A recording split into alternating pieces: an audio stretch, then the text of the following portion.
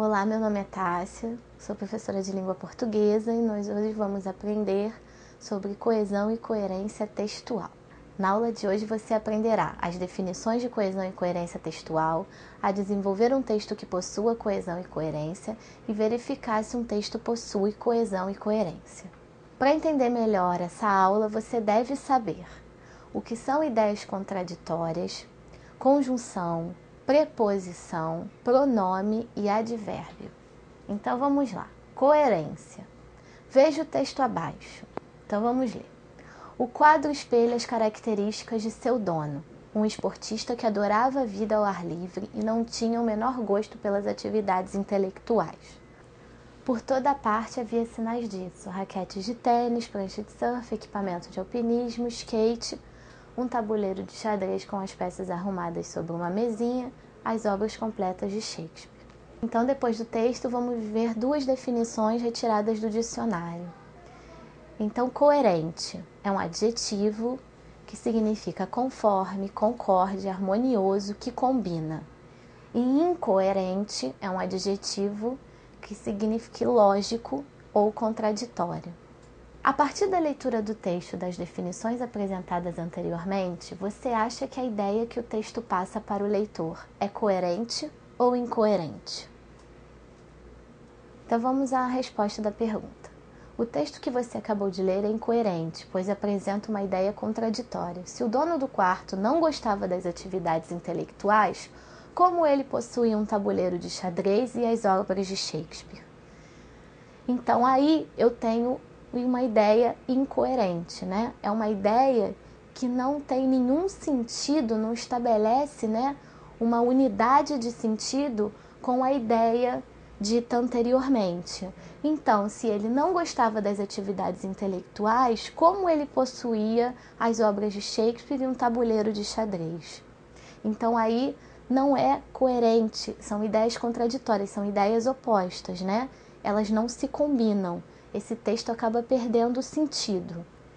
Então, continuando.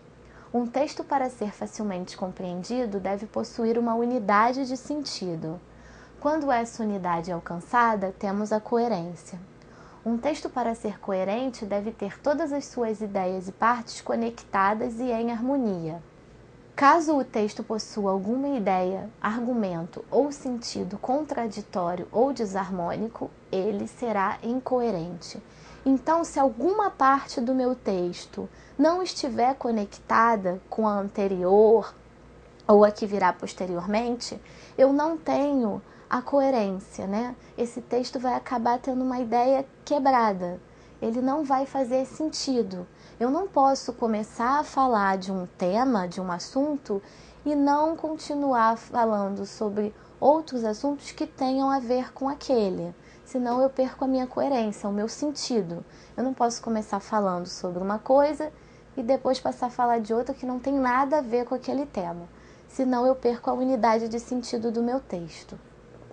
Leia um trecho do texto abaixo. Eu ensinei a todos eles. Lecionei no antigo ginásio durante 10 anos. No decorrer desse tempo, dei tarefas a, entre outros, um assassino, um evangelista, um pugilista, um ladrão e um imbecil. O assassino era um menino tranquilo que se sentava no banco da frente e me olhava com seus belos olhos azuis claros. O evangelista era o menino mais popular da escola. Liderava as brincadeiras dos jovens, ouvia todos, brincava e sempre estava pronto para ajudar. O pugilista ficava perto da janela e de vez em quando soltava uma risada rouca que espantava até os gerânios. O ladrão era um jovem bastante alegre, com uma canção nos lábios que nunca mudava, e o imbecil um animalzinho de olhos mansos que procurava se esconder sempre à sombra de alguém. Hoje o assassino espera a morte na penitenciária do estado, o evangelista há 1 ano já é sepultado no cemitério da aldeia. O pugilista perdeu um olho em uma briga em Hong Kong. O ladrão, se ficar na ponta dos pés, pode ver a minha casa da janela da cadeia municipal. E o pequeno imbecil de olhos mansos de outrora bate a cabeça contra a parede acolchoada do asilo estadual. Então, agora que nós acabamos de ler o texto, vamos ver se ele é um texto coerente ou incoerente. O que é que você acha? Vamos ver então. O texto que você acabou de ler é um exemplo de texto coerente. Ele possui uma unidade de sentido. Em nenhum momento a ideia fica desconexa e o sentido contraditório. Nesse texto, todas as partes foram ligadas corretamente, não encontramos falha na continuidade delas. Isso faz com que o texto possua uma unidade e seja coerente. Então, se nós voltarmos ao texto, nós vamos perceber que esse texto tem as ideias coerentes. Em nenhum momento o sentido desse texto ele é contraditório, né? Ele tem uma unidade de sentido perfeita, correta. Então vamos ver, lá no primeiro parágrafo, ela começa dando uma introdução sobre o tempo que ela lecionava e para quem que ela lecionou. No segundo parágrafo, ela começa a descrever quem eram essas pessoas para quem ela lecionava. Então tá tendo, né, uma conexão com o que foi falado acima. Em nenhum momento ela foge do tema que ela abordou. E no último parágrafo, ela dá o desfecho, né? Ela fala como essas pessoas estão hoje em dia. Então, em nenhum momento, ela deixa de ter as ideias em harmonia. Todas as ideias dela têm uma unidade perfeita. Não há nada fora de lugar, nada fugindo do tema. Então, esse texto é coerente. Então, nós temos aí no nosso esquema o texto. Dentro do texto, tenho que ter a coerência, e a coerência é uma unidade de sentido. Coesão. Então, nós já vimos que o nosso texto tem que ter a coerência, mas ele também não pode deixar de ter a coesão. Até porque, se um texto deixar de ter a coesão, não terá a coerência. Mas vamos ver isso agora. Você viu anteriormente que um texto, para ter sentido, precisa ter coerência. Mas para que um texto seja coerente, ele depende da coesão. E você, sabe o que é coesão? Para entender o que é coesão, leia o texto a seguir. Então vamos lá. É sabido que o sistema do Império Romano dependia da escravidão, sobretudo para a produção agrícola. É sabido ainda que a produção escrava era recrutada principalmente entre os prisioneiros de guerra. Em vista disso, a pacificação das fronteiras fez diminuir consideravelmente a população escrava. Como o sistema não podia prescindir da mão de obra escrava, foi necessário encontrar outra forma de manter inalterada essa população. Então vamos lá, agora vamos ver o que é coesão e se esse texto possui coesão. O texto lido possui uma perfeita ligação interna entre as frases, os parágrafos e as palavras. A essa conexão correta entre os enunciados dá-se o nome de coesão. Então, se na coerência, um texto, para ser coerente, ele tinha que ter um único sentido, ele não poderia fugir desse sentido, ele não poderia fugir da ideia central dele, ele tinha que ter as ideias em harmonia, o tema do meu texto tinha que ter a ver com os meus argumentos e vice-versa.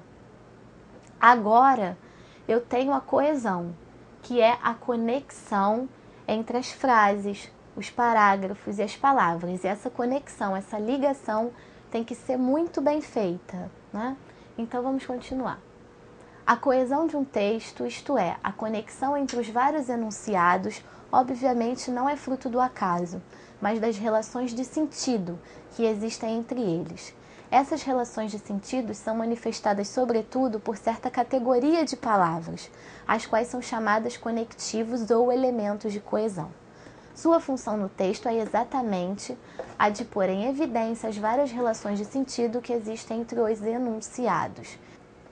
Então agora nós vimos que um texto não precisa só da coerência, né? Ele também tem que ter a coesão, e que um texto sem coesão acaba atrapalhando a coerência do texto, né?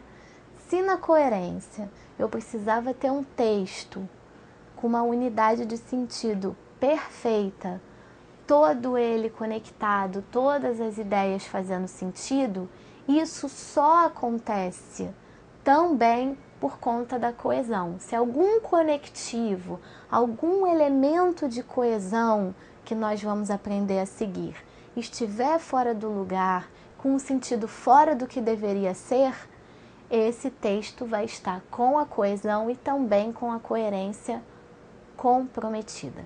Então vamos ver que elementos de coesão são esses que podem acabar com a coerência de um texto.